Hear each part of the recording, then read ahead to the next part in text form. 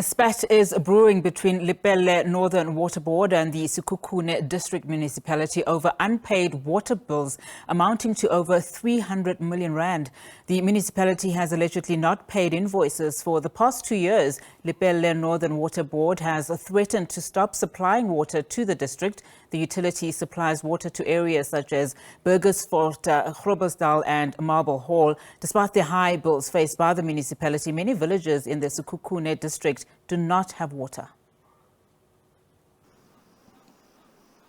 Full dams, empty taps and high bills. This is the state of water supply in the Sekhukhune district. The Sekhukhune District Municipality is provisioned with the task of supplying water to hundreds of villages and several towns in its jurisdiction. However, this week, the Lepelle Northern Water Board has threatened to cut off water to areas it supplies water on behalf of the municipality. The municipality was presented with invoices totaling over 300 million rands. A bizarre figure in an area where residents say they spend weeks and months without water supply. Among the areas that are supposed to receive water from Lepelle Water, the Kgalaupeng village. They don't respect our rights. You know, we drink with animals here. Every animal you can think of, we drink with. It's been a long time that we've been asking for the municipality to fix this water issue.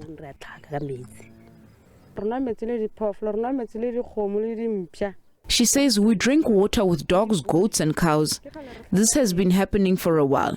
We've been drinking this water and our children were also raised using this water. While humans and animals source water together in the Kgalaupeng village, the municipality denies that it has not paid a cent in the last 2 years to Lepelle Water. As a municipality, we never stopped paying our bills to Lepelle Northern Water. We've been paying them and we are still paying them. But we are only paying for those bills that we agree, because there are some of the bills where they are in dispute, and for now, like I'm saying, they are still under discussion. However, opposition parties in the municipality say that this is just spin doctoring, as the municipality has not been taking meter readings in months and is not in a position to contest the billing from Lepelle Water. Sekhukhune, if they dispute, they should have their own meter reading people. They don't have that. Now, if they don't have a proof, they are owing Lepelle, and if they've got a record, they should show us the record. And it's also a problem because 3 days back, they said they went to a meeting where there is a friendship or a friend discussion over the millions that they're going to pay. If they did not pay for such a long time, it's high time that they must pay. When asked about the outstanding money owed to Lepelle Water Board, the utility was mum, citing an inability to disclose details about engagements with its customers, as this would be a breach of contract. However, the Limpopo Department of Cooperative Governance says that it has engaged both parties in an attempt to find a solution. We have already intervened. Both parties have agreed that there will be no restrictions of water under the circumstances. We have reviewed the debt arrangement. The municipality will be paying about 20 million a month now to make sure that they service. But I have agreed with both parties that we may want to sit together, isolate those that are historic debts, and see how we handle it, talk to the minister. Coxter in Limpopo says that in the interim, the Sekhukhune District Municipality will pay 20 million rands every month to service the debt. Mahlako Komane, SABC News in Groblersdal, Limpopo. While municipalities across the country are facing the challenge of finding balance between affordability and the sustainability of services. On this now, we are joined via Zoom by Bongani Mahlangu, social commentator, to weigh in on the challenges faced by municipalities. Bongani, thank you so much for your time this afternoon. I mean, let's start on that, just striking that balance for municipality. How hard is it for municipalities to then, strike a balance between affordability and, of course, the sustainability of services, and what is then at the core of their struggle? Thanks for the opportunity. Greetings to you in studio and greetings to the viewers at home. So if you look at these municipalities for over a long time, before even these economic shocks that took place as a result of COVID and thereafter, Municipalities have always been struggling with revenue collection. They've been struggling with revenue diversification. They've been struggling with proper expenditure to the grants and subsidies that are afforded to municipalities by various entities. Municipalities have also been struggling with the application and use of your municipal infrastructure grants and so forth and so on. So all these matters have been compounded, yes, by your COVID. They've been compounded by the insustainability when it comes to, or the inconsistency of electricity supply. One, there, it's not just because it increases their operational costs in terms of having to buy diesel, which is an operational expenditure, but also a generator, which is a capital expenditure, but also because they do not have a product to sell. Remember, some municipalities or most municipalities would also sell electricity. So if they can't get a supply, then they also can't then resell it with the markup. So that has been a challenge as well. We look at water, it has been a problem. And also if you look at rural municipalities, you would find that a lot of people are moving away from sections of the municipality where rates have to be paid, and they are moving more to tribal areas where they don't pay rates, which then affects the revenue of the municipality. But the expectation of that municipality remains the same, and then the municipality's going concern is compromised. Municipalities become insolvent over time.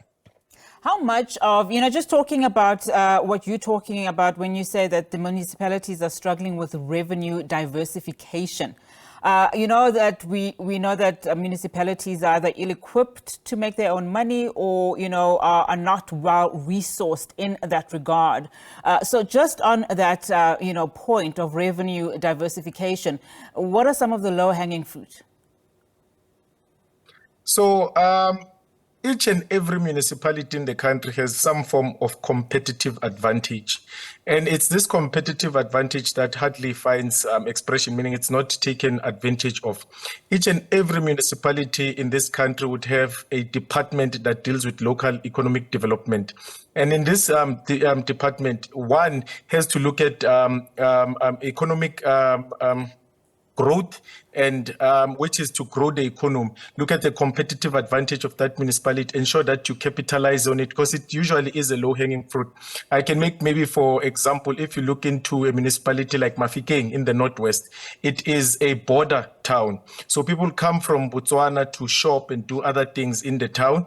It is an administrative capital. It is an academic municipality, meaning you have a university there, you have TVETs there, you have government colleges, private colleges, and these things are not taken advantage of, and they are low-hanging fruits that you can leverage off in order to diversify and ensure some steady stream of income. So those things do not happen. So some municipalities have mines, and you know that they are SLPs, so your social labor programs or plans. So where mines are compelled by law to make certain contributions to those municipalities. So some mines, the only contributions that they make is to buy some grocery packs, and that's that. So these municipalities do not leverage to significantly on these SLPs, and these are legislated things. So you find like a municipality such as Matlosane, again in the Northwest, cannot adequately leverage of this thing. And then maybe a municipality like Rustenburg in the same province can leverage. We have municipalities, mining towns are all over the country.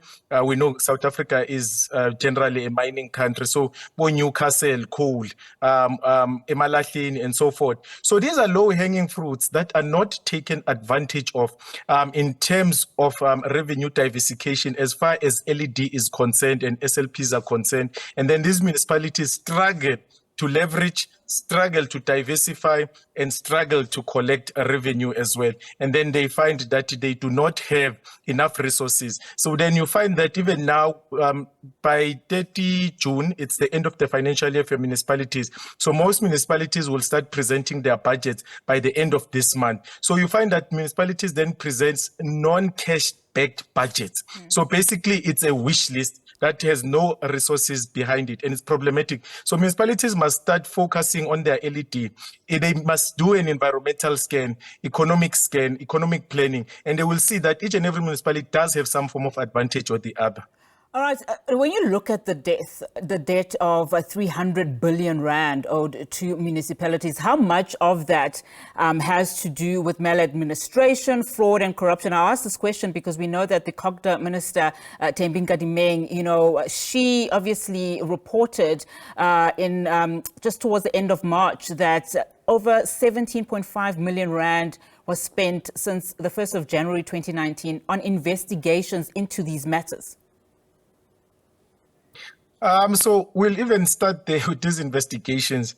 So we know that usually the investigation itself is not done by the municipality itself. So you'll find a municipality or the other would have a corporate legal department. So then they would outsource these functions to private lawyers or law firms. So the outsourcing becomes problematic because that then becomes procurement, and that becomes also an opportunity for corruption.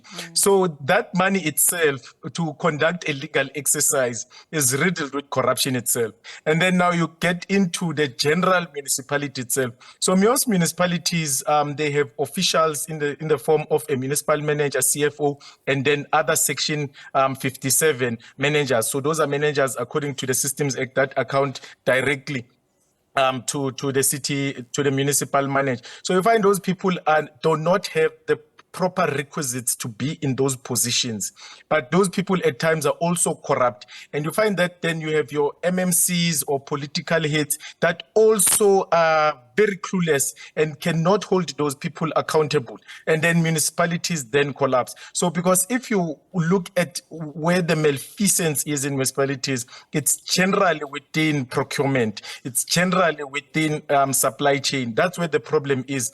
And all those things cannot happen without the municipal manager and CFO knowing or involved in them one way or the other. But usually these two portfolios, you find that the people that occupy them are an outcome of a political process that is not even made transparent. So those are some of the problems that municipalities have. We've also seen that municipalities that don't know how to spend the money that they are given.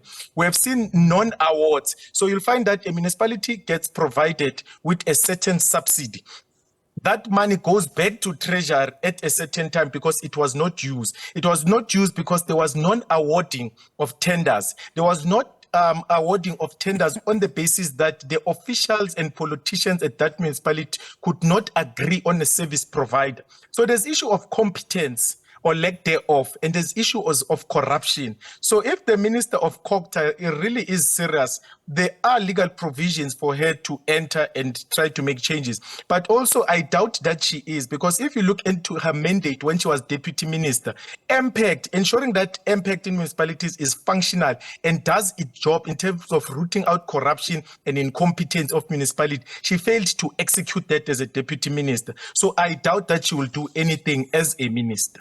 And what is worrying is that, of the 17.5 million rands that was spent on these investigations, we do know that the Hawks then started investigating about 40 cases. But these 40 cases or 44 cases don't actually emanate from those investigations. They actually emanate from the Auditor General's report.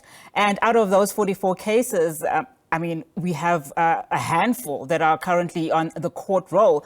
There's also that issue of accountability that is problematic. Exactly. There are issues of accountability will always be problematic, more especially when you have politicians or councillors that really do not understand the laws that govern them and the rules that govern them. Because according to the acts that exist, that are there to ensure that there is effective operations in local government, I can tell you now, most of these councillors don't know what these acts entail. Most of the councillors don't even look at the audit report from the Auditor General, more especially also when it comes to recommendations. You can make one example. You'll find that there was a report that says that the municipal manager must do certain things to recoup or rectify a certain thing. Each and every financial year, the same finding is there on the report and nothing is done.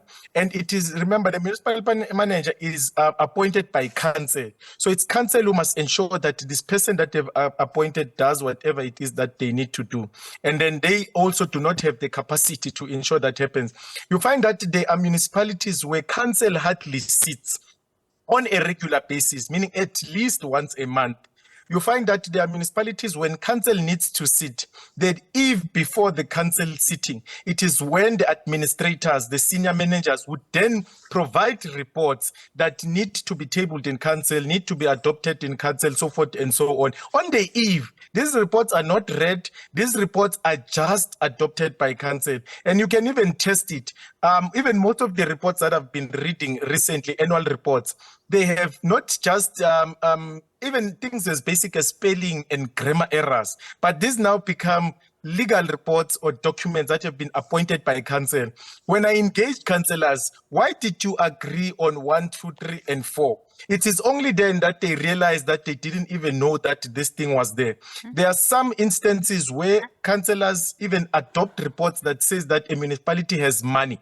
Whereas if you look into the liquidity of the municipality, there is no money. But the report that was tabled before council and adopted says there is money. And now when things need to happen, they are told politicians, the mayoral committee, that there is no money. So those are the challenges that you are finding in this country, and they are going on unabated. Well, Bongani Mahlangu, thank you so much for that analysis, and of course, so much coming out of what challenges municipalities are facing on a daily basis and some of the things that they can actually remedy that are within their control. But thank you so much for your time on the show this afternoon. Really do appreciate it.